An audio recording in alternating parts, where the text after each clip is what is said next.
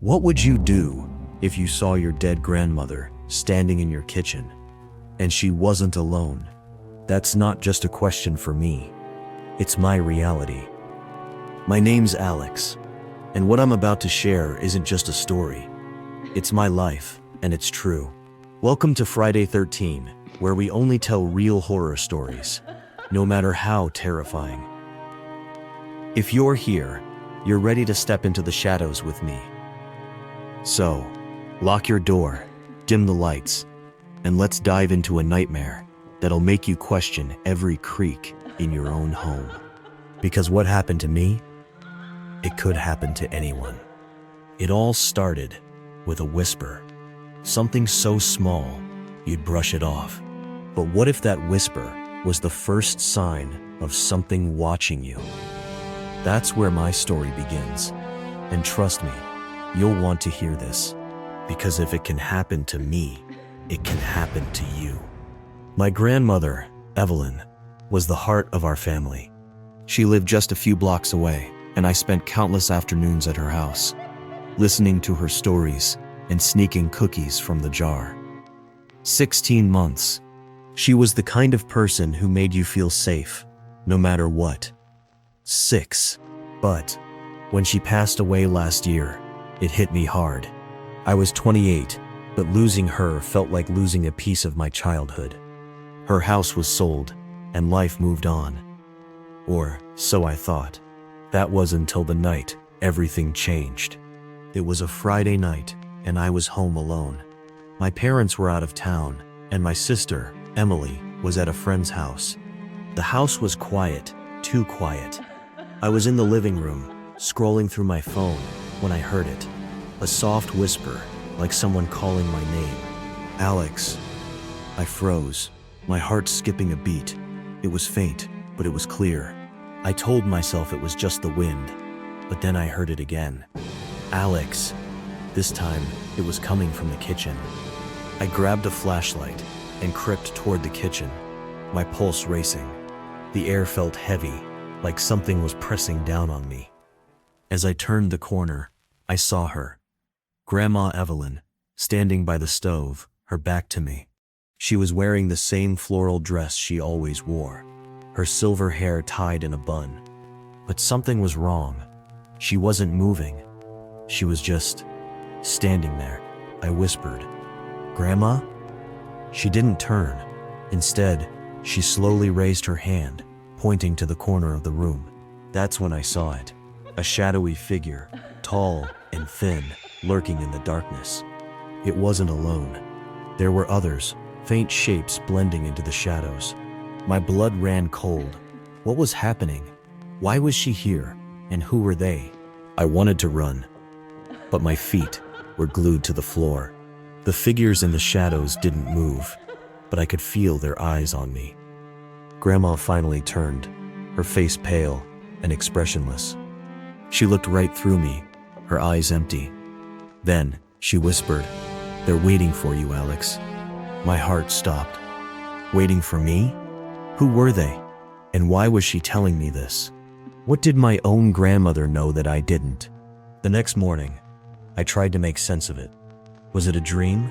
A hallucination? But it felt too real. I couldn't shake the image of those shadows, the way they seemed to pulse with a life of their own. I started digging into the history of the house.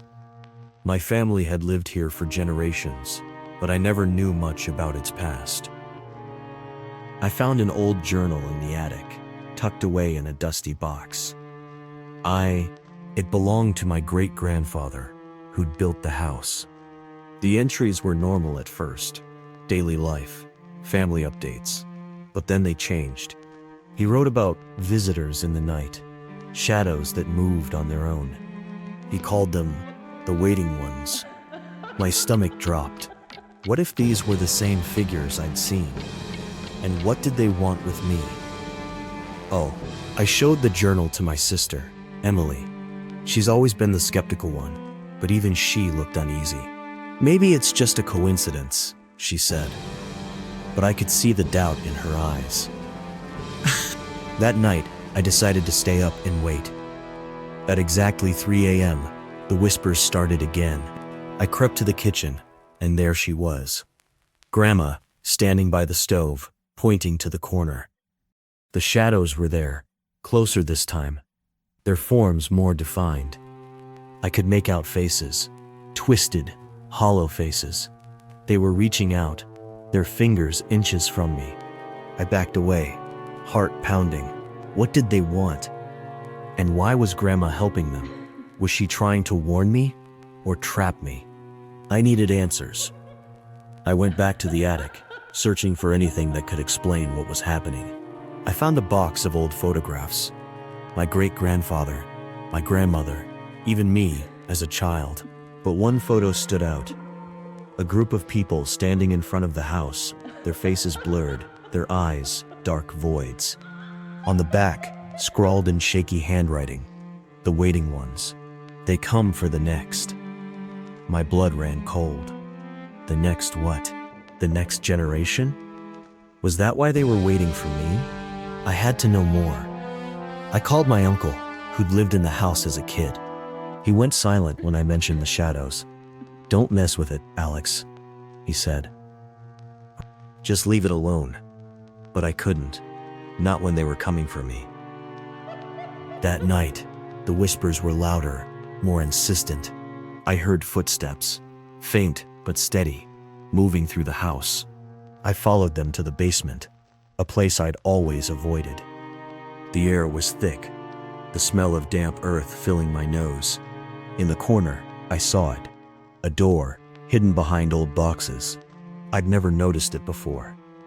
With trembling hands, I pushed it open. Inside was a small room, the walls covered in strange symbols, the floor stained with something dark. And there, in the center, was a mirror. But it wasn't reflecting the room, it was reflecting the kitchen, with Grandma standing there, the shadows swirling around her. She turned to me, her voice echoing through the basement. "They're here for you, Alex. They've always been here. What had my family done to bring this curse upon us?" I stared into the mirror, and for a moment, I saw myself. But it wasn't me. My reflection's eyes were dark, hollow, just like the shadows. It smiled, a cruel, knowing smile. Then, it spoke. "We've been waiting, Alex. It's your turn." My heart stopped. My turn for what? To join them? To become one of them? I backed away, but the shadows were closing in, their whispers deafening. I could feel them pulling at me, dragging me toward the mirror. In a panic, I grabbed a nearby chair and smashed it into the glass. The mirror shattered, and the room went silent. The shadows vanished, and the air felt lighter. But when I looked down, I saw it. A shard of glass with my reflection still smiling back at me. I left the house that night and never went back. My family thinks I'm crazy, but I know what I saw.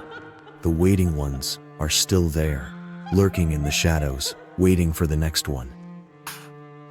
And sometimes, when I look in the mirror, I swear I see them. Faint shapes, just out of sight.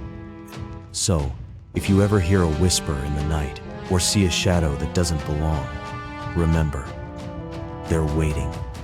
And they might be waiting for you. That's my story. Or, as much as I can tell without losing what's left of my sanity. If you've ever felt that chill down your spine, that moment where the ordinary turns terrifying, you're not alone. And if you've experienced something unexplainable, like seeing a loved one who shouldn't be there, share it in the comments below. Maybe we can piece together what's lurking in the shadows. Smash that like button if this story sent a shiver down your spine. And subscribe to Friday 13 for more true horror stories that'll keep you awake long after the screen goes dark. Because next time you see a shadow out of the corner of your eye, who's really watching? Stay safe out there. I'll see you in the shadows.